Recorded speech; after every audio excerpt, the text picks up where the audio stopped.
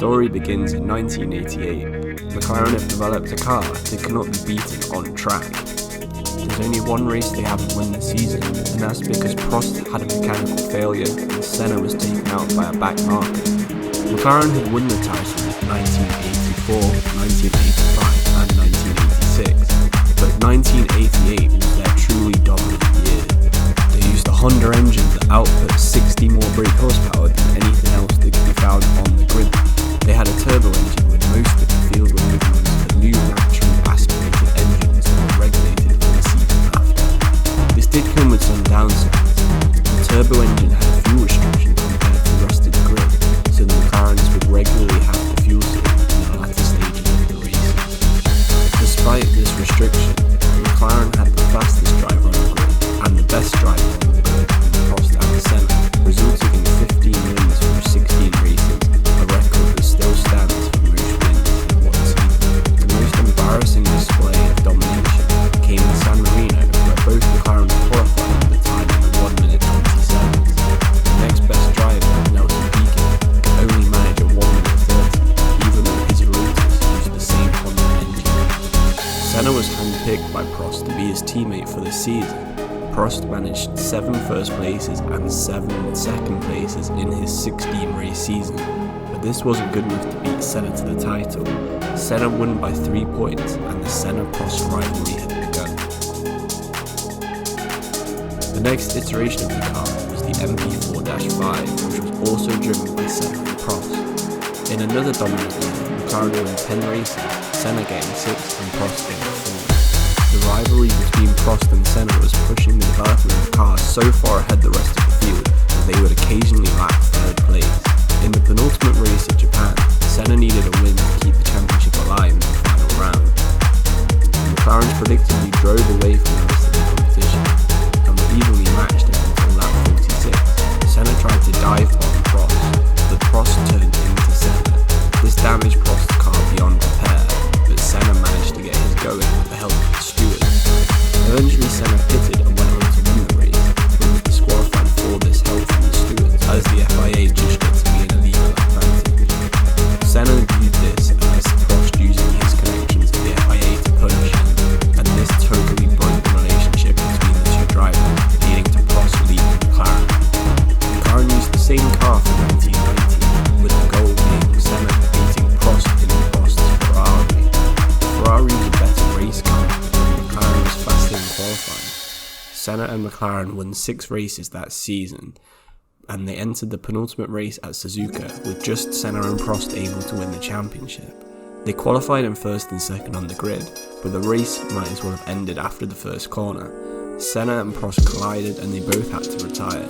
This gave Senna the title on the track he had unfairly lost it on the previous season.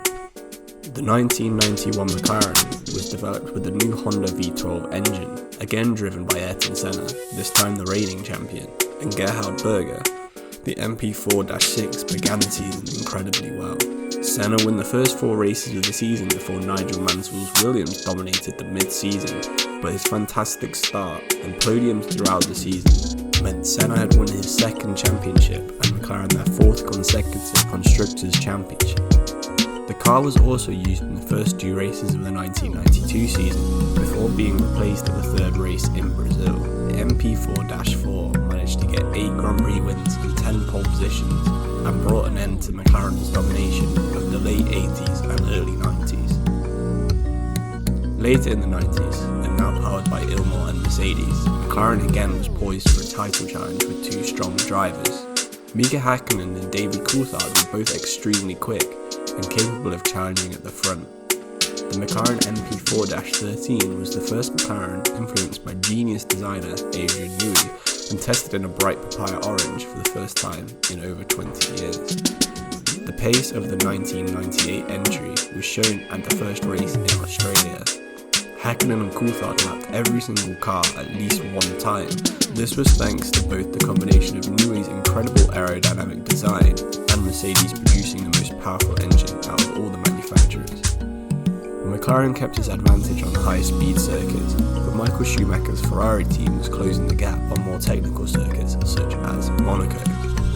McLaren ended up winning both the Constructors' title and Hakkinen winning the Drivers' title. David Coulthard only won a single race, while Hakkinen managed 8. This was McLaren's first championship since Senna was driving for them, and the most dominant season they managed since 1989.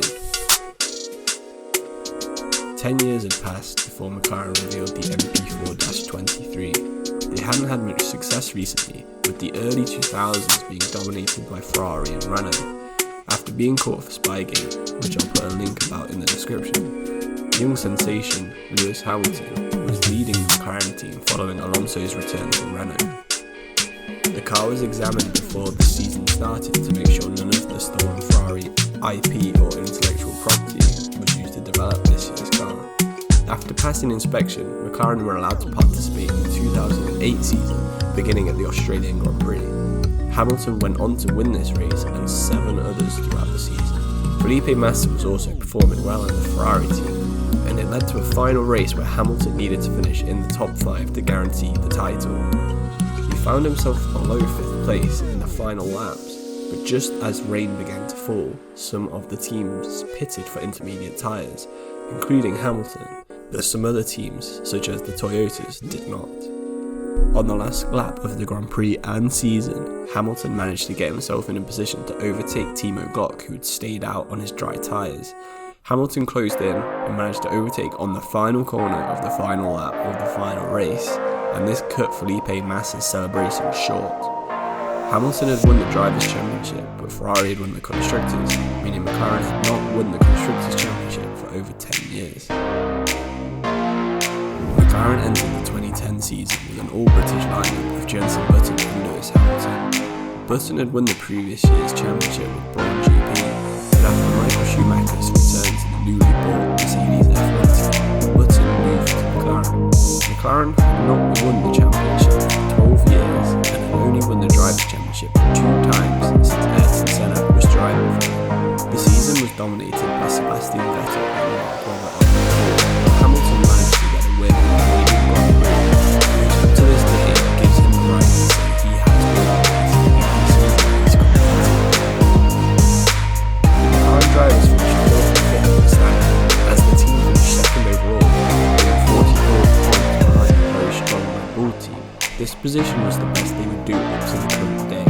They achieved a couple more 3rd place finishes, but then slowly became the 2nd worst team on the grid in 2016. The Honda engine was so underpowered, even returning driver Fernando Alonso was rarely in the points.